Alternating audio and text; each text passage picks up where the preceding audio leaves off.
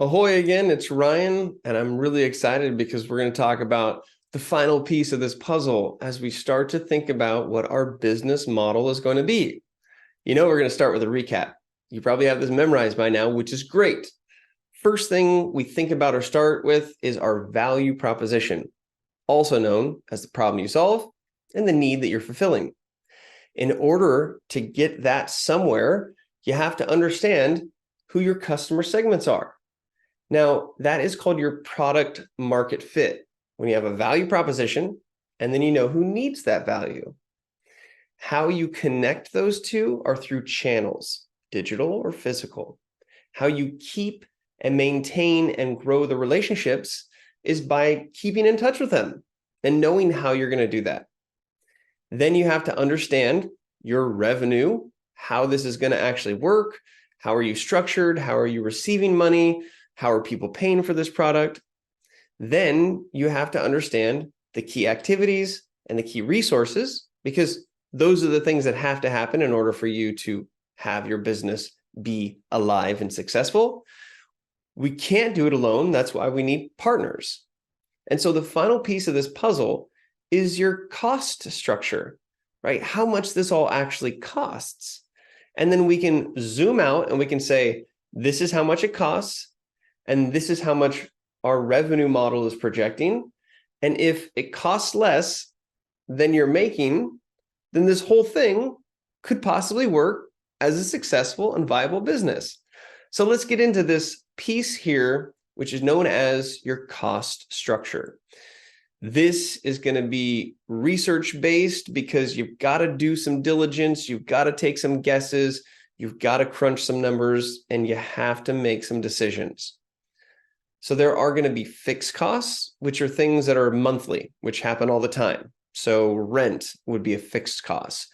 Or if you have a certain software that you have to subscribe to, it's a fixed cost. Then there are variable costs, just like what it sounds. These are things that one month may be totally different than another month. So if you have a production schedule and you are doing something for the holidays, there might be a variable cost the months leading up to December that are different from the other times of the year. Okay, so fixed and variable costs, these are relatively simple things that you can project, but you need to think about them. So when an investor asks you, you have the answers. So what are the costs that you need to operate? Now, chances are you don't need a storefront, so that's pretty easy. But what are the day-to-day? How much are you paying yourself? How much are you paying your co-founders? Do you have employees? Do you have interns that you're paying? What is the operational cost? And that's a good way to actually pull out those numbers. Sometimes it's referred to as, if you have money, what is your runway? It's taking your fixed and variable costs and projecting how much you need to operate each month. And your runway is how many months you have that money for. So think about the operational costs. If you're developing a product, there are economies of scale. That means that the cost usually goes down as you increase production because you can buy things in bulk, or there's economies of scale even just from a standpoint of maybe even development. Maybe you get faster at fixing the bugs, or you are able to crank out new products or new versions quicker as time goes on because you've done it more. So naturally you get better at it. Think about the costs that are most important. And when you identify those, that will help you to create the baseline of the minimum cost that you have as a company. And then you can evaluate that minimum cost with what you need to bring in from revenue. And this is where, if you make more money than it costs, could be a profitable business. Think of the resources. Remember, whether it's human capital or whether it's facilities or whether it's products or whether it's goods that you need to make, you have to understand those expenses. So if you've done the work knowing what your key resources are, now you can understand how much those key resources would cost. And I want you to think about the percentage of the budget that you want to allocate to different things. So how much of your budget do you want to allocate to marketing? How much of your budget do you want to allocate to development? How much of your budgeting do you want to allocate to X, Y, and Z?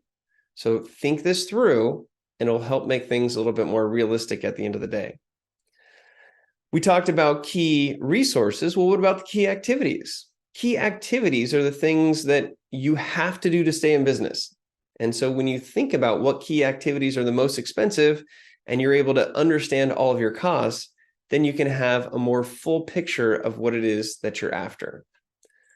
So these 9 components, the value proposition, your customer segments, the channels, the relationships, your revenue model, your key activities, the key resources, your partners, and the cost structure, believe it or not, those are the things that you need at a minimum to be able to come up with and develop your business model.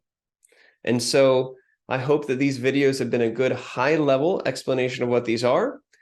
You'll continue to learn and grow as an entrepreneur, but working within these fundamental components, these 9 buckets that all work together, will really help to give you a guide when it comes to taking your idea, the problem that you want to solve, and understanding how to map it through this whole system so that you can articulate it to an investor, you can articulate to a customer, you can articulate it for a project, you can articulate it taking all those things into consideration.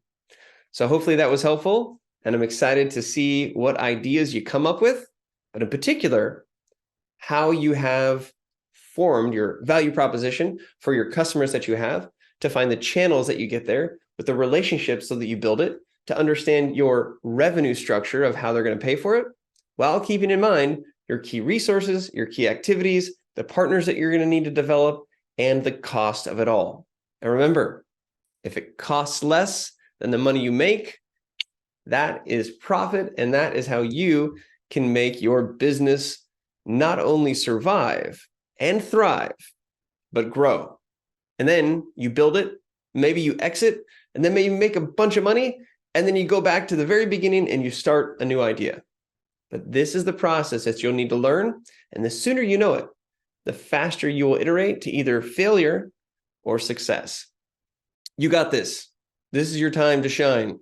The great thing about being an entrepreneur is that failure is a path to success.